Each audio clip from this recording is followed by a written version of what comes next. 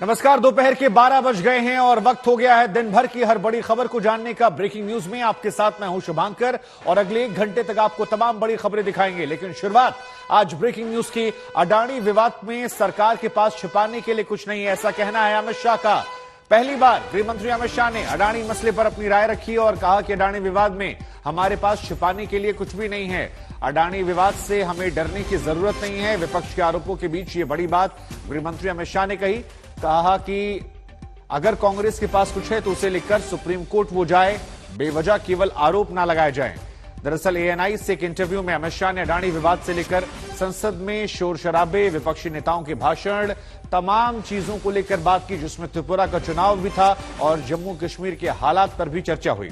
हम आपको उनकी अहम बातें दिखाएंगे, लेकिन शुरुआत करते हैं अडानी विवाद से, जिस पर अमित शाह ने कहा कि सरकार के पास इसे छिपाने को लेकर कुछ भी नहीं है। अभी सुप्रीम कोर्ट ने केस का संज्ञान लिया है। देश की कैबिनेट के सदस्य नाते जब सुप्रीम कोर्ट ने किसी मैटर को सीज किया हो, उस वक्त मेरे लिए बोलना ठीक नहीं होगा। परंतु इसमें बीजेपी के लिए कुछ छुपाने को नहीं है और ना किसी बात से डरने की जरूरत है। जी, निर्मला जी ने भी कहा था संसद में कि हमें कांग्रेस से करप्शन के बारे में सीखने की जरूरत नहीं है, कि मतलब वो हमको जो पाठ पढ़ाने की कोशिश कर रहे हैं, हमको आपसे सीखने की जरूरत नहीं है, ये उन्होंने संसद में कहा था। लेकिन राहुल गांधी जी की पूरी स्पीच जो है सिर्फ अडानी अडानी अडानी पर था। अब वो तो उनको क्या स्पीच देनी, उनको सोचना चाहिए। इनकी जो स्क्रिप्ट लिखते हैं इन लोगों को सोचना चाहिए। इसमें मैं कुछ नहीं कर सकता। क्योंकि वो कह रहे हैं कि जब उन्होंने भारत जोड़ो यात्रा की, वो कह रहे हैं कन्याकुमारी से लेके कश्मीर तक लोग यही कह रहे हैं कि बीजेपी जो है वो पहले एंटी करप्शन थी, लेकिन अब उनमें क्रोनी कैपिटलिज्म वाली बात शुरू हो गई है। सवाल ही पैदा नहीं होता। एक भी आरोप भारतीय जनता पार्टी पर आज तक कोई नहीं लगा पाया है। उनके जमाने में उन्हीं की एजेंसियों ने, चाहे कैग हो चाहे सीबीआई हो, उन्होंने करप्शन का संज्ञान लेकर केस रजिस्टर किए थे। 12 लाख करोड़ के करप्शन के घोटाले किए थे। अडानी विवाद में संसद के बजट सत्र का पहला चरण जो है वो हंगामेदार रहा। बड़ी मुश्किल से राष्ट्रपति के भाषण पर धन्यवाद प्रस्ताव पर चर्चा हो पाई, लेकिन राहुल गांधी और विपक्ष के कुछ नेताओं का भाषण कहे जाने पर उस पर आज विवाद जारी है और अमित शाह ने इस मुद्दे पर विस्तार से बातचीत की। अमित शाह ने कहा कि संसदीय परंपरा के मुताबिक संसदीय भाषा में बहस होनी चाहिए। पहली बार किसी का भाषण जो है वो एक्सपंज नहीं हुआ है। संसदीय कार्यवाही में एक्सपंज की मिसालें भरी पड़ी हैं।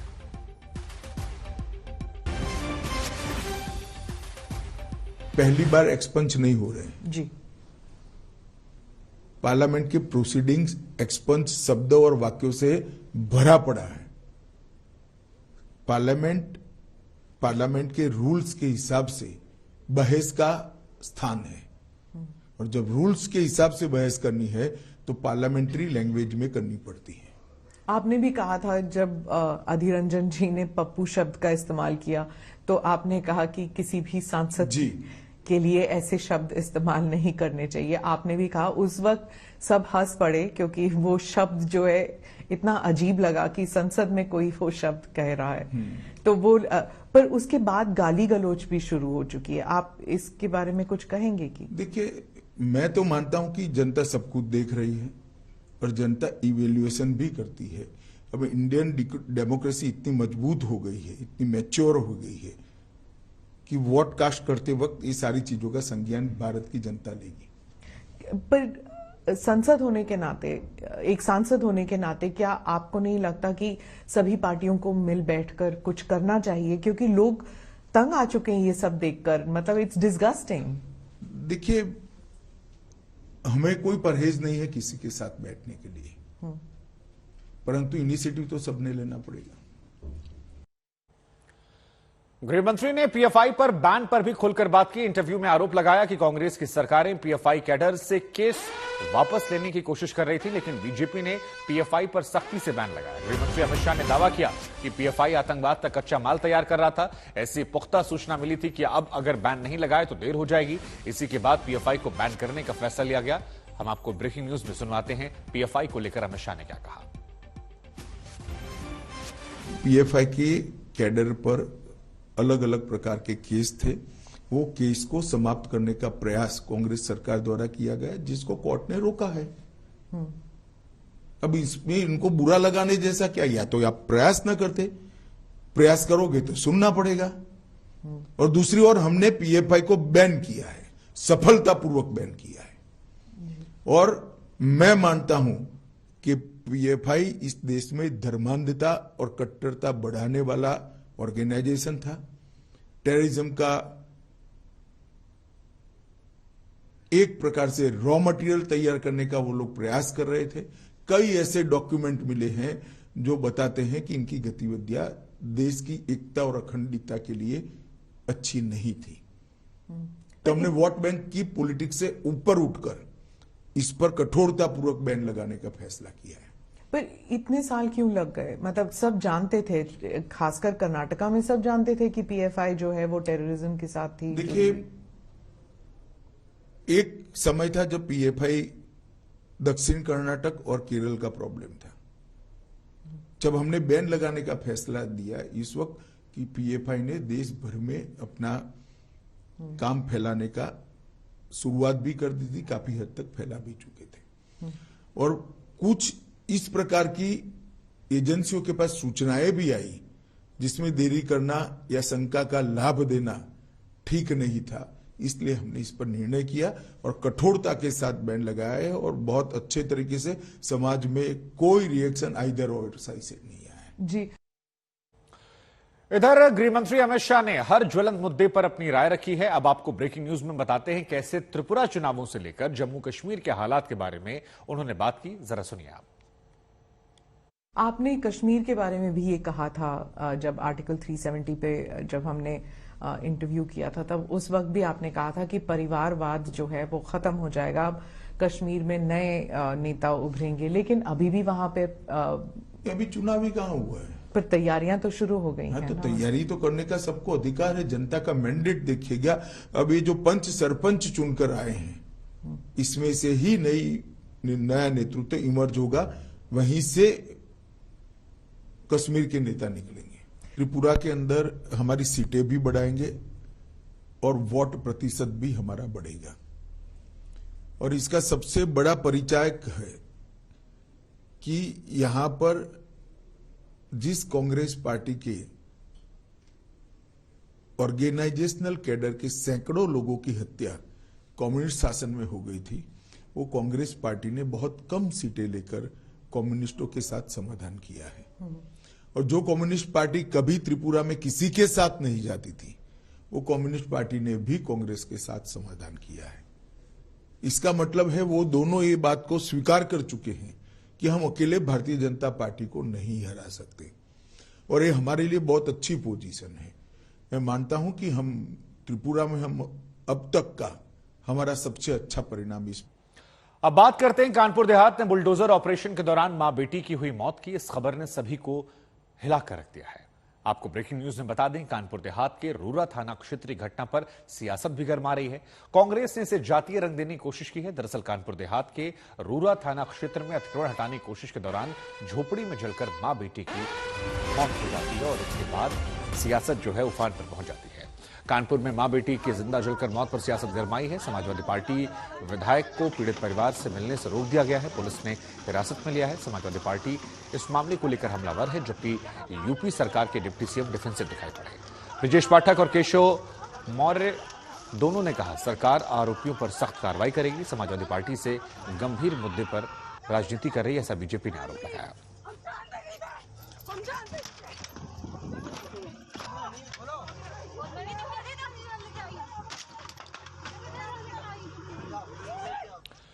वहीं इस पूरे मामले को लेकर केशव प्रसाद मौर्य से हमने बातचीत की है, हम आपको सुनवाते हैं। उत्तर प्रदेश के कानपुर देहात में एक कार्रवाई के दौरान मां बेटी की जलकर मौत हो गई। जिस तरीके से पूरा मामला आया उसको लेकर राजनीतिक पार्टियां भी आगे हैं। इस पूरे मामले को लेकर सरकार आखिर किस तरीके से देखती है, हमारे साथ डिप्टी सीएम केशव प्रसाद मौर्य हैं। सर, जिस तरीके से घटना हुई है क्या कहेंगे? नहीं, कानपुर देहात की जो घटना है वो दुखद है, दुर्भाग्यपूर्ण है, पीड़ाजनक है और ऐसी परिस्थिति नहीं आनी चाहिए। लेकिन संबंधित मामले में अभियोग भी दर्ज कर लिया गया है। विस्तृत और उच्च स्तरीय जांच भी हो रही है। जो भी दोषी होंगे उनके खिलाफ कार्रवाई भी की जाएगी। लेकिन यह घटना निश्चित तौर से दुखद है। इस प्रकार की घटना नहीं होनी चाहिए और ये घटना हुई है तो इसीलिए उसको जांच भी कराई जा रही है और जो दोषी होंगे उनके खिलाफ कार्रवाई करने के लिए भी कोई देरी नहीं की जाएगी। सर, इसमें जो राजनीतिक पार्टियां जैसे समाजवादी पार्टी है उन्होंने ये कहा है कि कहीं ना कहीं दलित और ओबीसी के बाद अब लगातार जो चल रहा है बुलडोजर वो भी कार्रवाई की जा रही है ऐसे में, और कांग्रेस भी कह रही है लगातार। देखिए, कांग्रेस हो या सपा हो, इन लोगों को इस तरह की घटिया राजनीति करने से बाज आना चाहिए। यह निश्चित तौर से दुखद घटना है, दुर्भाग्यपूर्ण घटना है। एक परिवार के 2 सदस्यों को खोना यह मर्माहत करने वाला है, लेकिन उसकी जांच हो रही। जो दोषी पाए जाएंगे उनके खिलाफ कार्रवाई की जाएगी। वहीं यूपी के दूसरे डिप्टी सीएम ब्रजेश पाठक ने इस पूरे मामले को लेकर कहा कि घटना निंदनीय है और जो भी इसमें दोषी हैं उन पर कठोर कार्रवाई की जाएगी। पूरी घटना द्रवित करने वाली है। इस घटना को सरकार ने बहुत ही गंभीरता के साथ लिया है। रात में ही प्रशासन ने पूरी सक्रियता दिखाते हुए दोषियों के खिलाफ कड़ी कार्रवाई की है और हम उच्च स्तरीय जांच करा रहे हैं। इसमें जो भी दोषी होगा हम उसको कड़ी कार्रवाई करेंगे और अधिकारियों को भी हम बख्शेंगे नहीं। जिन लोगों ने इस प्रकार की घटना का अंजाम देने का प्रयास किया है उनके खिलाफ हम कड़ी कार्रवाई करेंगे। सरकार ने पहले ही निर्देश दे रखे हैं किसी भी झुग्गी झोपड़ी में रहने वाले व्यक्ति के खिलाफ, निर्बल व्यक्ति के खिलाफ यदि कोई अत्याचार अनाचार अधिकारी करता है तो हम कड़ी कार्रवाई करेंगे। हम अधिकारियों को छोड़ेंगे नहीं इस मामले में। सर, इसमें समाजवादी पार्टी ने कहा ओबीसी और दलित के अलावा आप जानते हैं समाजवादी पार्टी हर घटना को राजनीतिक रूप से कैश कराने के लिए कूद पड़ते हैं, जबकि उत्तर प्रदेश सरकार हर स्थिति में पीड़ित व्यक्ति को, पीड़ित वर्ग को न्याय दिलाने के लिए कृत संकल्प है और इस मामले में मैंने स्वयं संज्ञान लेकर के कड़ी कार्रवाई करने के निर्देश दिए हैं। हम किसी भी स्थिति में दोषी को बख्शेंगे नहीं और कड़ी कार्रवाई करेंगे। सर, देर रात कांग्रेस ने भी एक ट्वीट किया है और कहा है कि सर राजनीतिक दल ब्राह्मणों के ऊपर भी जो राजनीतिक दल है वो अपनी रोटी सेकने का प्रयास कर रहे हैं, लेकिन हमारी सरकार इस घटना को बहुत गंभीरता के साथ ले रही है और हम किसी भी दोषी अधिकारी को बख्शेंगे नहीं, कड़ी कार्रवाई करेंगे।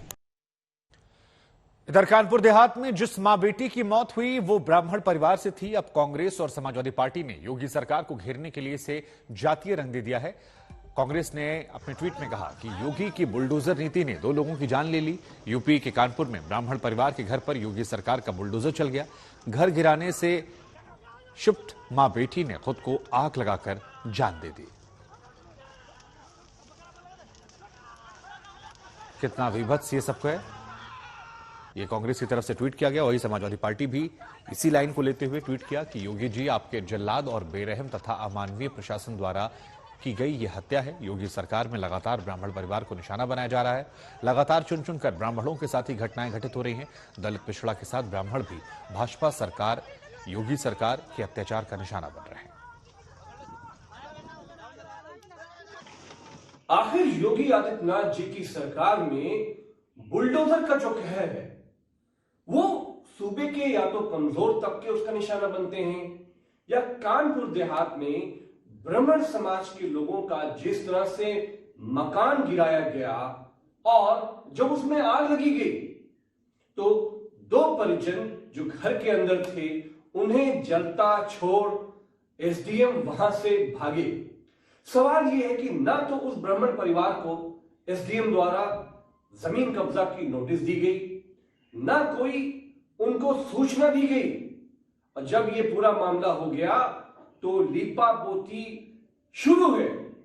उत्तर प्रदेश में बुलडोजर का जो सच है वो यही सच है कि जो हाशिए पर है, जो कमजोर है, जिसकी आवाज उत्तर प्रदेश में, जिसके 12 मुख्यमंत्री होते थे ब्राह्मण समाज के, आज उसको बुलडोजर से कुचल दिया जाता है, उसको जलता हुआ छोड़ दिया जाता है।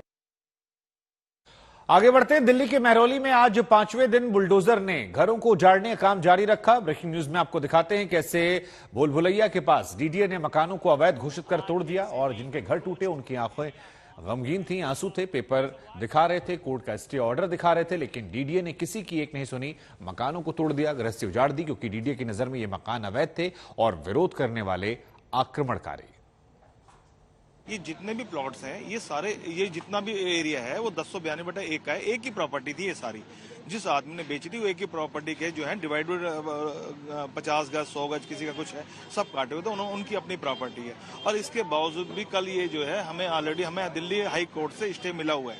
कब तक ये स्टे जो है आज तक हमारा स्टे है, 2:15 हमारी हेयरिंग है, शाम तक दोबारा हेयरिंग है। जो उसके बाद जो डिसीजन मिलेगा वो हमें मंजूर होगा। हमें न्यायालय पे पूरा विश्वास है, ऐसा कुछ नहीं है कि हमने जो हमारे न्यायालय कहेगा वो हम उसको मानेंगे। कस्टोडियन द्वारा खरीदी गई जमीन है ये मेरा शाहनवाज खान नाम है और यहाँ पे ये कस्टोडियन की द्वारा खरीदी गई जमीन है। उससे सेफ जमीन कोई नहीं मानी जाती, पक्की जमीन कोई नहीं मानी जाती, उसको नहीं मान रही है। तो अब क्या कर सकते हैं, ये अत्याचार दी तो और क्या है। तो ब्रेकिंग न्यूज में आपने लोगों की प्रतिक्रियाएं सुन ली, लेकिन अब आपको दिखाते हैं हमारे सहयोगी राम किंकर की महरौली से ग्राउंड जीरो से एक रिपोर्ट। महरौली में भूल भुलैया के पास आप देख सकते हैं लगातार 5वें दिन इस वक्त डीडीए का बुलडोजर चल रहा है और आप साफ तौर पर देखिए इन 5 दिनों में तकरीबन दर्जन भर से ज्यादा घरों को जमींदोज कर चुका है डीडीए का बुलडोजर। बावजूद इसके यहाँ पर आपको बता दें कि कुछ लोग आए जिन्होंने ये कहा है कि उनको कोर्ट से राहत है, स्टे है, उनका ये दावा है और बाकायदा उन्होंने मोबाइल फोन में यह चीजें दिखाई भी। बावजूद इसके जो बुलडोजर है वो लगातार चल रहा है और आपको साफ तौर पर बता दें कि अभी भी बहुत सारे ऐसे इलाके हैं जहां पर डीडीए का बुलडोजर चल सकेगा। ये वो इलाके हैं जो कि डिमार्केशन के तहत अतिक्रमण के एरिया में आते हैं और यही वजह है कि डीडीए की कार्रवाई दिल्ली पुलिस के साथ मिलकर लगातार जारी है। और अब बात कर लेते हैं 14 फरवरी पुलवामा हमले को लेकर। ब्रेकिंग न्यूज में आपको बता दें कि पुलवामा हमले की आज बरसी है। देश भर में शहीदों को श्रद्धांजलियां दी जा रही हैं, लेकिन इस मौके पर कांग्रेस के नेता दिग्विजय सिंह ने एक ऐसा ट्वीट कर दिया जिससे फिर बीजेपी ने कांग्रेस को घेर लिया। दिग्विजय सिंह ने दरअसल ट्वीट कर लिखा कि खुफिया नाकामी की वजह से पुलवामा में सीआरपीएफ के 40 जवानों की शहादत हुई। इस पर मध्य प्रदेश के सीएम शिवराज सिंह चौहान ने कहा कि दिग्विजय सिंह की बुद्धि फेल हो गई है, वो देश की सेना का अपमान करते हैं, पाकिस्तान की भाषा बोलते हैं, वो सेना का मनोबल गिराने की कोशिश करते हैं। अब जांच तो दिग्विजय सिंह की होनी चाहिए, देश के खिलाफ, सेना के खिलाफ बोलने के बीच उनके दिमाग में आखिर डालता कौन है।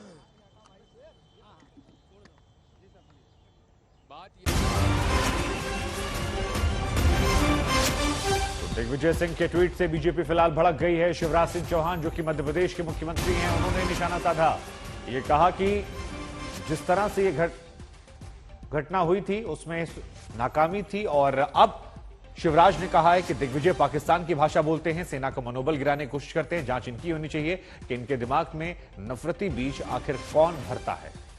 ये शिवराज सिंह चौहान ने कहा है। दिग्विजय सिंह ने ट्वीट किया था जिसमें पुलवामा हमले की बरसी पर उन्होंने सुरक्षा एजेंसियों के इंटेलिजेंस के फेल होने को लेकर सवाल उठाए थे और उसी के बाद बीजेपी आक्रामक हो गई और बीजेपी की तरफ से शिवराज सिंह चौहान ने मोर्चा संभालते हुए ये कहा कि दिग्विजय की जांच होनी चाहिए कि उनके दिमाग में नफरती बीज कौन डालता है। श्रद्धांजलि में भी तंज दिग्विजय सिंह ट्वीट देख के ऐसा लग रहा है जैसे आईएसआई के किसी ने ट्वीट किया। भारत माता की प्राणपण से सेवा कर अपने प्राणों के बलिदान देने वालों पर भी आप तंज कसने से नहीं चूकते। मुझे लगता है कांग्रेस की आदत ही हो गई है सेना के ऊपर इस तरह के बयान देना और उनके मनोबल को तोड़ना। जमीयत उलेमा हिंद के अरशद मदनी वाले बयान पर अब राजनीतिक विवाद तूल पकड़ता जा रहा है। अरशद मदनी ने इस्लाम को भारत का सबसे पुराना मजहब करार दिया। इसके बाद मदनी के खिलाफ दर्जनों मौलाना खड़े हो गए। अरशद मदनी के भतीजे महमूद मदनी भी खड़े हो गए। अरशद मदनी के खिलाफ प्रदर्शन और थाने में शिकायतें दी गई। जैन समाज तो इतना आहत हुआ कि आज दिल्ली में बड़ी बैठक हो रही है और इस विवाद में केंद्रीय मंत्री गिरिराज सिंह की भी एंट्री हो गई है। उन्होंने कहा कि मोदी सरकार को बदनाम करने के लिए ऐसे लोगों को बंटवारे के वक्त पाकिस्तान भेज देना चाहिए था।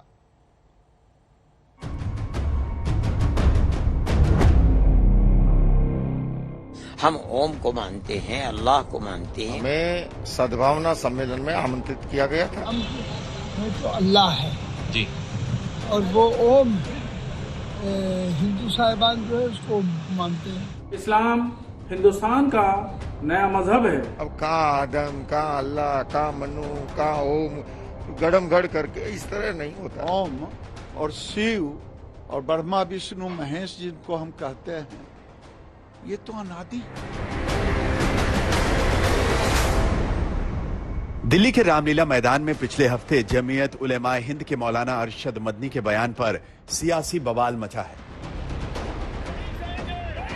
मदनी ने इस्लाम को भारत का सबसे पुराना मजहब बताया, अल्लाह और ओम को एक बता दिया। तभी से बवाल शुरू है। दिल्ली में हिंदू फ्रंट प्रदर्शन करने लगा है तो देवबंद में बजरंग दल केस दर्ज करने की शिकायत दे चुका है। अरशद मदनी के बयान के खिलाफ महमूद मदनी की अगुवाई वाला जमीयत का ही दूसरा गुट खड़ा है। तमाम मौलवी मौलाना खड़े हैं।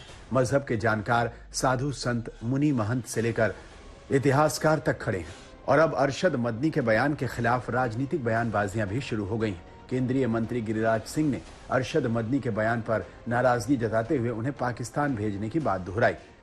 मेरे पूर्वजों ने एक गलती जरूर की। जब आजादी के बाद देश का बंटवारा हुआ तो हिंदू मुसलमान के आधार पे, अगर उस समय इन लोगों को पाकिस्तान भेज दिए होते।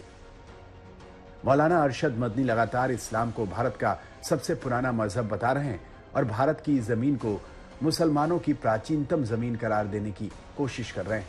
गिरिराज सिंह ऐसे बयानों को सरकार को बदनाम करने की साजिश करार देते हैं। मोदी की सरकार को बदनाम करने के लिए ये लोग अनाप शनाप बोल रहे हैं। 1400 साल तो इनकी आयु है इस्लाम का। इनसे पुराना तो ईसाई का है 2200 साल। और हमारे ओम और शिव और ब्रह्मा विष्णु महेश जिनको हम कहते हैं, ये तो अनादि है।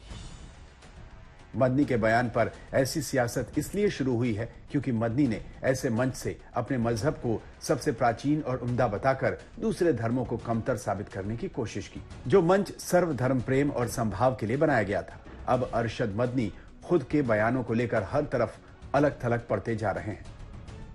इस्लाम हिंदुस्तान का नया मजहब है।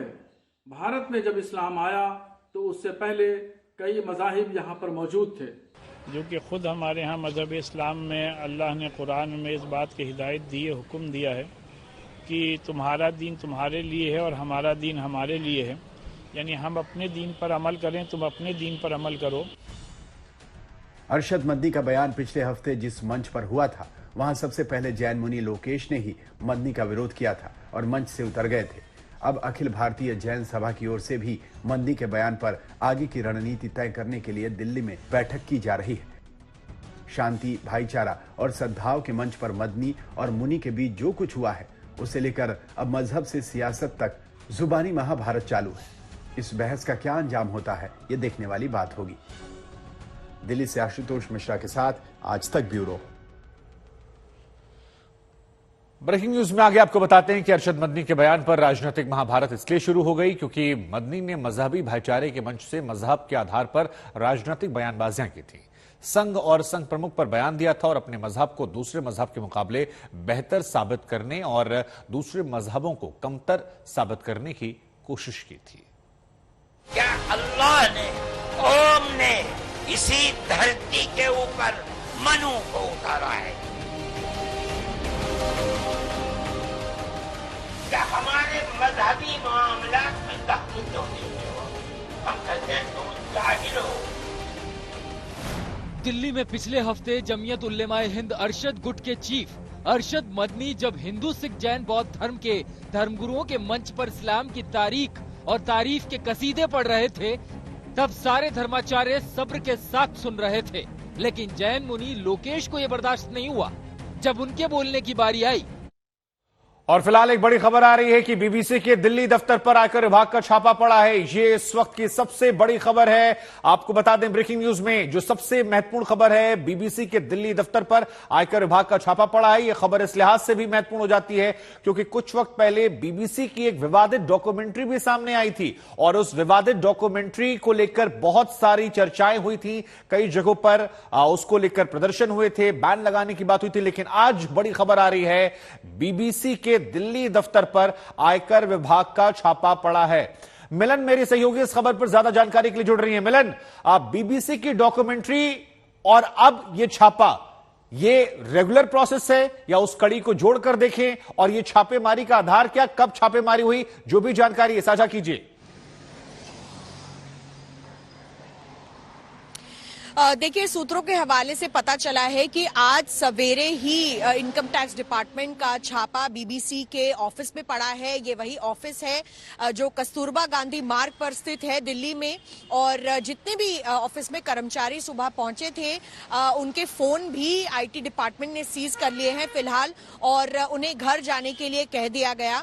कुछ ऐसे कर्मचारी भी थे जो आज दफ्तर नहीं आए, लेकिन इसका पूरा जायजा अब जो बीबीसी का लंदन का ऑफिस है वो ले चुका है, और किसी भी वक्त हम वहां से शायद एक इस पर रिस्पांस जो है वो देख सकते हैं, क्योंकि फिलहाल जो लंदन का इंडिया ऑफिस है इसको लेकर कुछ भी बोलने को तैयार नहीं है। लेकिन आज सवेरे जब बीबीसी के कर्मचारी दफ्तर पहुंचे तो उसके बाद जो तमाम दफ्तर में कर्मचारी थे उनके जो फोन्स हैं वो आईटी डिपार्टमेंट ने सीज कर लिए हैं। इसको हम बीबीसी डॉक्यूमेंट्री की कड़ी के साथ जोड़कर जरूर देख सकते हैं शुभांकर, लेकिन ये बड़ा सवाल है कि एक डॉक्यूमेंट्री दिखाने के बाद किस तरीके से बीबीसी के ऑफिसेज में छापामारी हो रही है आईटी डिपार्टमेंट के द्वारा। इस वक्त ऑफिस को बंद कर दिया गया है। हालांकि मिलन, हमें इंतजार करना पड़ेगा कि गवर्नमेंट की तरफ से क्या स्टैंड लिया जा रहा है, लेकिन ये बात बिल्कुल सच है कि इसे जोड़कर जरूर देखा जाएगा, क्योंकि कुछ दिनों पहले ही वो डॉक्यूमेंट्री आई थी जो चर्चा केंद्र में रही थी, और उसके बाद ये घटना, सरकार क्या कहती है, छापेमारी क्यों हुई है, इस पर हमारी नजर रहेगी। लेकिन कितने बजे मिलन ये खबर सामने आई, और अब तक इसको लेकर जानकारी क्या कोई आई कि छापेमारी आज क्यों हुई, क्या इसको लेकर कोई आधार आया अब तक कहीं भी सूत्रों के हवाले से? देखिए, सूत्रों के हवाले से हमें ये तो पता है कि आज सवेरे जब ऑफिस खुलता है, दफ्तर खुलता है, तो उसके बाद ही ये छापेमारी हुई थी। तकरीबन 9 से लेके 11 बजे के बीच की ये इंफॉर्मेशन हमें अभी प्राप्त हुई है, और इसके बाद जितने भी जो सुबह कर्मचारी पहुंचे थे ऑफिस में, ये हमें बताया गया कि उनके फोन सीज कर लिए गए हैं, फोन रखवा लिए गए हैं आईटी डिपार्टमेंट द्वारा अपने पास, और आने वाले समय में भी अब जो आईटी डिपार्टमेंट है, जो बीबीसी के कर्मचारी हैं, यहाँ पर जो टॉप ऑफिशियल्स हैं, उनसे पूछताछ करने का दौर जारी रखेगी। लेकिन आज ऑफिस को पूरी तरीके से सील कर दिया गया और बंद कर दिया गया। ये ऐसा इस वक्त पहली बार हुआ है बीबीसी के भारतीय दफ्तर में, और क्योंकि मैं आपको बता रही हूं कि सूत्रों के हवाले से हमें पता चला है कि इस पर कोई भी औपचारिक स्टेटमेंट देने से इस वक्त भारतीय दफ्तर नहीं सामने आ रहा, इसलिए जो लंदन का ऑफिस है इनका, वही इस पर एक औपचारिक स्टेटमेंट हमें दे पाएगा। लेकिन आधार क्या बना आईटी डिपार्टमेंट का ये छापा मारने का, ये इनकम टैक्स डिपार्टमेंट के सूत्र हमें बता पाएंगे। ठीक है, आपका शुक्रिया मिलन तमाम जानकारी के लिए। और फिलहाल जो बड़ी जानकारी, बड़ी खबर आ रही है वो यही कि बीबीसी दफ्तर पर आयकर विभाग का सर्च ऑपरेशन जो है वो हुआ है, और जैसा कि मिलन ने जानकारियां दी, काम करने वाले कर्मचारियों के फोन जब्त कर लिए गए, उनसे कहा गया कि आप घर जाइए। कुछ दिनों पहले एक डॉक्यूमेंट्री भी आई थी जिसको लेकर चर्चाएं जो हैं वो बहुत सारी हुई थी, उस पर बैन, और उसके बाद कई जगहों पर उसकी प्रदर्शन काफी ज्यादा वो खबर भी चर्चा के केंद्र में रही थी। लेकिन फिलहाल जो महत्वपूर्ण खबर आई है वो ये कि बीबीसी के दिल्ली दफ्तर पर छापा पड़ा है, और लंदन दफ्तर जो है उसे जानकारी इस बारे में दे दी गई है। अब तक कोई ऑफिशियल रिएक्शन सामने नहीं आया है। अनऑफिशियली जो बातें निकलकर सामने आ रही है वो हमने आपको बताई कि 2-3 बड़ी बातें। पहली बड़ी बात, कुछ दिनों पहले एक डॉक्यूमेंट्री आई थी, और मुनीश मेरे सहयोगी इस खबर पर ज्यादा जानकारी के लिए जुड़ गए हैं। मुनीश, बीबीसी के दिल्ली दफ्तर में सर्च ऑपरेशन हुआ है, खबर आ रही है कि मोबाइल फोन जब्त कर लिया गया, एम्प्लॉयज से कहा गया कि आप लोग घर चले जाइए। क्या आधार इस छापे का, कितने बजे छापेमारी हुई, क्या अतिरिक्त जानकारी आपके पास इस छापेमारी को लेकर? जी देखिए, इस वक्त आयकर विभाग ने अभी तक कोई आधिकारिक जानकारी नहीं दी है, लेकिन जो लोग बीबीसी के दफ्तर में यहाँ पर काम करते हैं दिल्ली में, उन्होंने ये जानकारी जरूर मीडिया को दी है कि उनके दफ्तर पर इनकम टैक्स की टीम पहुंची थी। अभी तक इस बारे में साफ नहीं हो पाया है कि दरअसल ये छापेमारी है या फिर ये एक सर्वे है इनकम टैक्स डिपार्टमेंट की तरफ से। लेकिन जब भी इस तरह की कोई कार्रवाई इनकम टैक्स डिपार्टमेंट करता है तो उसमें वजह जो बताई जाती है वो यही है कि कुछ न कुछ जो फाइनेंशियल ट्रांजैक्शंस होते हैं उसमें गड़बड़ी होती है, जो दस्तावेज होते हैं उसे सीज किया जाता है, उसका अध्ययन करती है जो इनकम टैक्स डिपार्टमेंट की टीम होती है। हालांकि अभी तक कोई आधिकारिक जानकारी सामने नहीं आई है, लेकिन बीबीसी पर इस तरह की इनकम टैक्स की कार्रवाई जो है कई सवालों को खड़ा करती है, क्योंकि हाल ही में बीबीसी को लेकर एक बड़ा कंट्रोवर्सी हुआ था और उस कंट्रोवर्सी की वजह ये थी कि बीबीसी ने एक जो डॉक्यूमेंट्री थी वो बनाई थी प्रधानमंत्री नरेंद्र मोदी को लेकर, जिसका कई लोगों ने विरोध भी किया हुआ था। हालांकि अगर इस कार्रवाई की बात करें तो इनकम टैक्स डिपार्टमेंट ने अभी कोई आधिकारिक बयान तो नहीं दिया है, लेकिन जरूर इस तरह की कार्रवाई जब होती है तो जो जांच एजेंसियां वो यही कहती हैं कि दरअसल जांच के घेरे में आने के बाद ही इस तरह की कार्रवाई की जाती है। और फिलहाल के लिए कोई भी आधिकारिक बयान बीबीसी या इनकम टैक्स डिपार्टमेंट की तरफ से जो है उसका हम इंतजार कर रहे हैं कि वो बयान आने के बाद ही हम बता पाएंगे कि आखिरकार किस वजह से ये छापेमारी या फिर जो इनकम टैक्स की कार्रवाई चल रही है वो चल रही है। लेकिन इतना जरूर हम बता सकते हैं कि इनकम टैक्स के अधिकारी इस वक्त बीबीसी के दफ्तर में मौजूद हैं। जो उनके कुछ वहां पर कर्मचारी थे उनको जरूर ये बोला गया। मुनीश, दो सवाल मेरे पास आपके लिए। एक सवाल तो ये है कि छापेमारी जो है वो कहां कहां पर हुई है दिल्ली में, और दूसरा सवाल ये है कि क्या ये जो फोन जब्त करने वाली बात है ये स्पष्ट हो गई है बीबीसी कर्मचारियों के जरिए, क्योंकि अगर फोन जब्त हुआ है तो फिर ये सर्वे तो नहीं होगा ना, फिर तो छापेमारी होगी।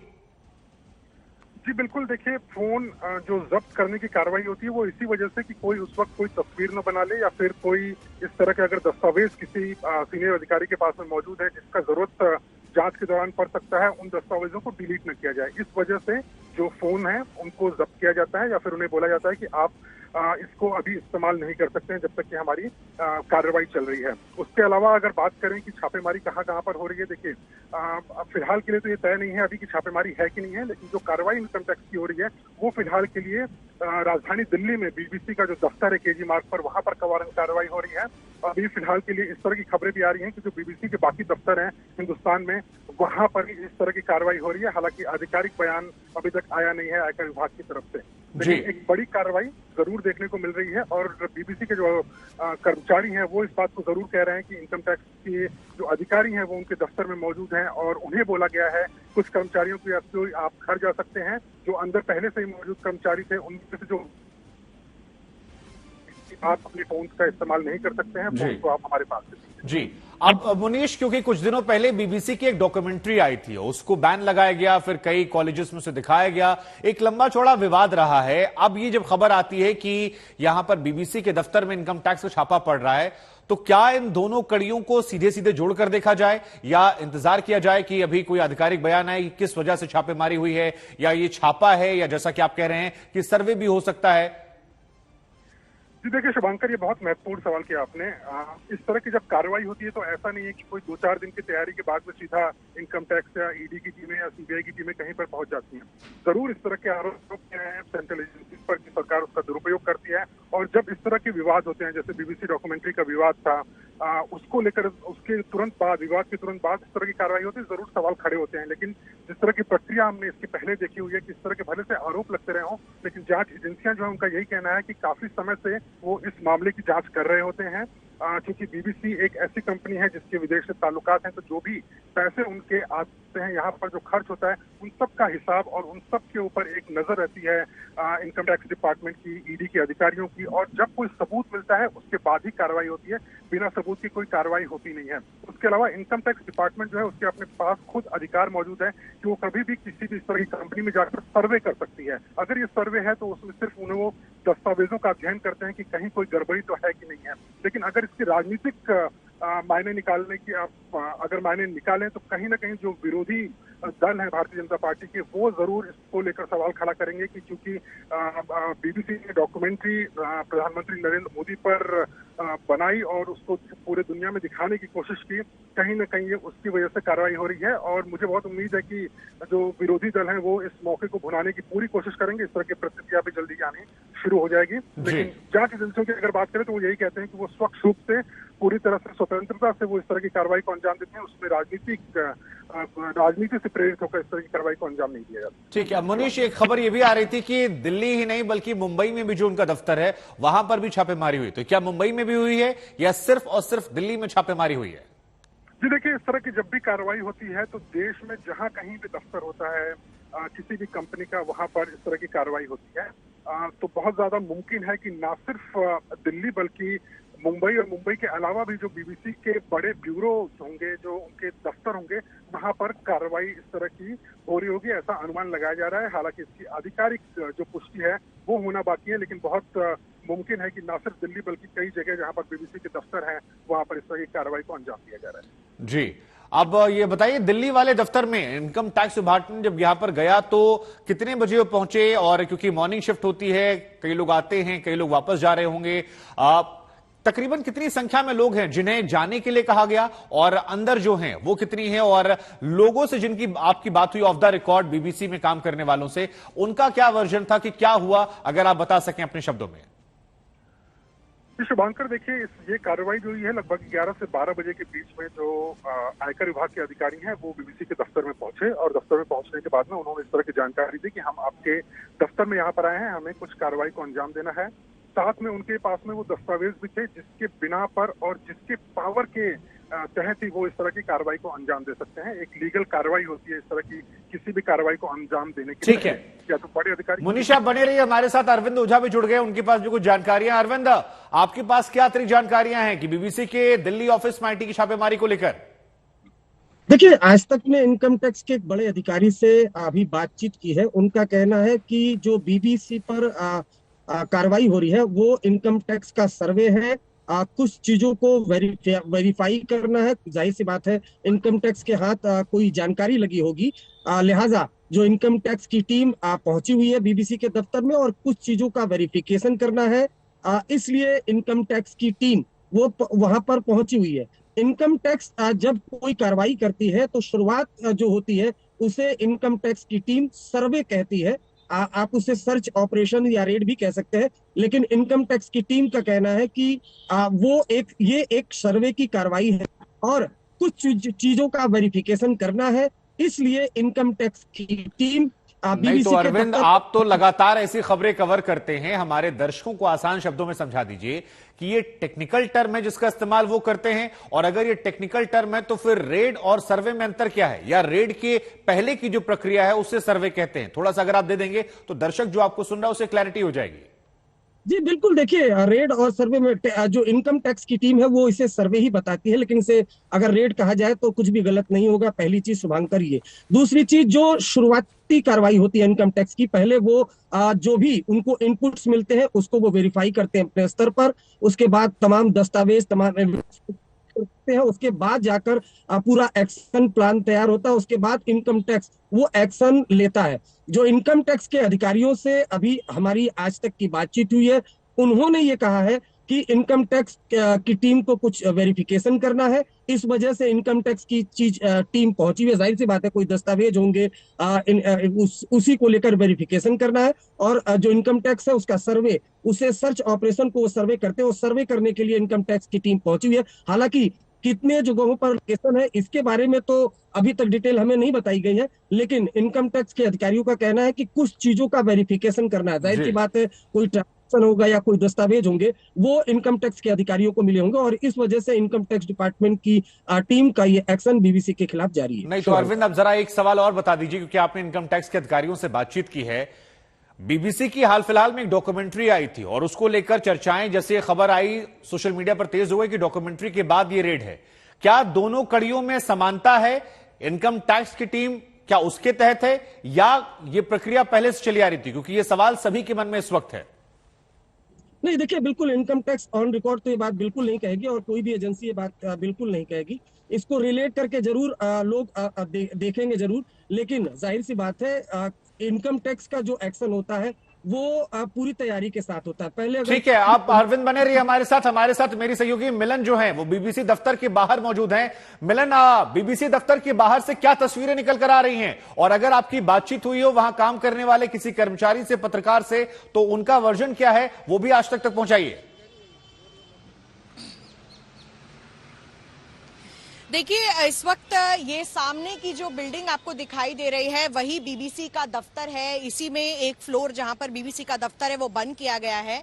अगर मैं आपको बिल्डिंग के सामने दिखाऊं तो मेरे कैमरा पर्सन राजा आपको जूम करके दिखाएंगे कि फिलहाल तमाम मीडिया जो है बिल्डिंग के बाहर मौजूद है, क्योंकि जाहिर सी बात है कि इस पूरी इमारत में और भी बहुत सारे इंटरनेशनल और नेशनल ऑफिसेज हैं, तो अंदर फिलहाल जाने की अनुमति इस बिल्डिंग के अंदर नहीं दी जा रही है। अब सूत्रों के हवाले से जैसा शुभांकर हम आपको बता रहे थे कि बीबीसी के ऑफिस में जो छापेमारी हुई है वो कुछ चीजों के वेरिफिकेशन को लेकर हुई है। इनकम टैक्स की टीम जो पहुंची थी यहाँ पर, इनकम टैक्स की टीम अभी सर्वे जो है वो ऑफिस का कर रही है, लेकिन लगातार हम आपको यही बता रहे हैं सूत्रों के हवाले से कि जो बीबीसी ऑफिस में छापा पड़ा है, जो सर्वे जिसको बता रही है आईटी डिपार्टमेंट, उसके तहत जो कर्मचारी आए थे ऑफिस में आज सवेरे, उन सबके फोन जो हैं वो जब्त कर लिए गए हैं, फोन सीज किए गए हैं और उन्होंने कहा गया है कि आप अभी ऑफिस नहीं आ सकते। तो वो पूरा फ्लोर जो है बीबीसी का उसको फिलहाल बंद कर दिया गया है और सारे जो बीबीसी के कर्मचारी हैं, जो जर्नलिस्ट हैं, जो पत्रकार हैं और तमाम ऑफिशियल्स हैं, उन्हें यहां से जाने के लिए कह दिया है। ऑफिस में नहीं तो मिलन, हमें जरा ये भी बताइए कि पत्रकार अभी अंदर मौजूद हैं या अंदर जो बीबीसी का दफ्तर है उसे पूरी तरह खाली कर दिया गया, या कुछ लिमिटेड कर्मचारी हैं जो अंदर हैं और बाकी सबका मोबाइल फोन लेकर बाहर भेज दिया गया है? नहीं जी, देखिए, इस वक्त दफ्तर पूरा खाली कर दिया गया है। कर्मचारियों को कह दिया गया है कि वो वापस लौट जाएं। ये सुबह ही हो चुका था और जिस तरीके से आईटी डिपार्टमेंट इस वक्त बता रही है ये कुछ वेरिफिकेशन या डॉक्यूमेंट वेरिफिकेशन एक्सरसाइज है, इससे हम अभी ज्यादा नहीं बता सकते कि इसका निष्कर्ष क्या है पूरे आईटी डिपार्टमेंट के आज सवेरे के छापे का। लेकिन एक मीडिया ऑफिस में इस तरीके से जो कस्तूरबा गांधी मार्ग पर स्थित ये इमारत मैं आपको दिखा रही हूँ, जहां पर तमाम और ऑफिसेज भी हैं, यहाँ पे बैंक के ऑफिसेज हैं, बाकी और भी मीडिया ऑफिसेज यहाँ पर स्थित हैं। लेकिन बीबीसी पर अचानक से आज सवेरे आईटी डिपार्टमेंट का इस तरीके से सर्वेक्षण होना एक बड़ा सवाल खड़ा करता है।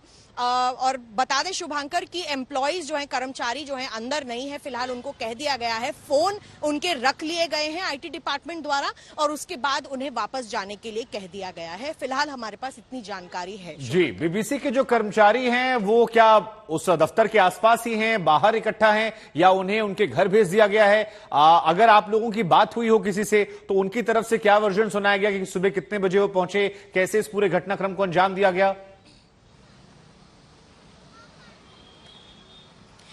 देखिए शुभांकर, जो भी मैं कह रही हूँ सूत्रों के हवाले से ही कह रही हूँ और जो बताया गया है इस वक्त औपचारिक तरीके से, तो जो स्टेटमेंट आएगा वो बीबीसी के भारत के प्रेस ऑफिस से नहीं आएगा लेकिन लंदन ऑफिस से ही दिया जाएगा। इस पर भी मैं पुष्टि कर रही हूँ इस बात से। लेकिन जो भारतीय कर्मचारी थे उनको इस वक्त कह दिया गया है कि आप मीडिया से या कहीं भी और बात नहीं कर सकते जब तक इनकम टैक्स डिपार्टमेंट की तरफ से कोई औपचारिक स्टेटमेंट सामने नहीं आता है।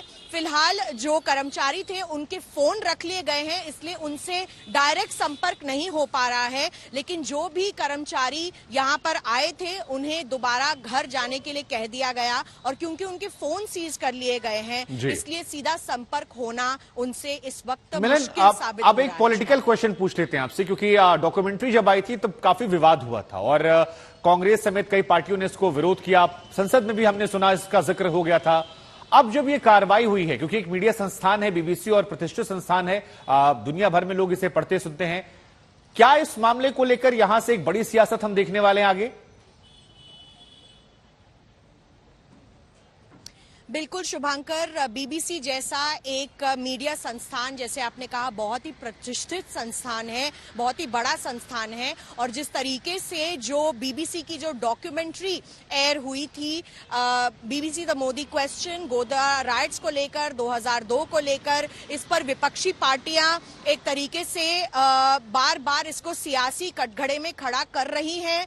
आज भी कांग्रेस पार्टी की तरफ से एक बयान आया है इसको लेकर, और किस तरीके से अब कड़ियां जोड़ते हुए वो डॉक्यूमेंट्री की रिलीज, और भारत में जगह जगह जहां पर डॉक्यूमेंट्री स्क्रीन करने की कोशिश की गई, वहां पुलिस ने भी अपनी रोक लगाई। तमाम यूनिवर्सिटीज में ठीक है, अब मिलन आप बने रहिए हमारे साथ, क्योंकि मुंबई में भी खबर आ रही है रेड हुई है, वहां पर मेरे सहयोगी दिव्येश जुड़ रहे हैं। जरा बताइए कि मुंबई में भी क्या रेड हुई है, वहां से क्या जानकारियां निकल कर आ रही हैं, कितने बजे रेड हुई, क्या वहां पर भी कर्मचारियों के फोन सील किए गए?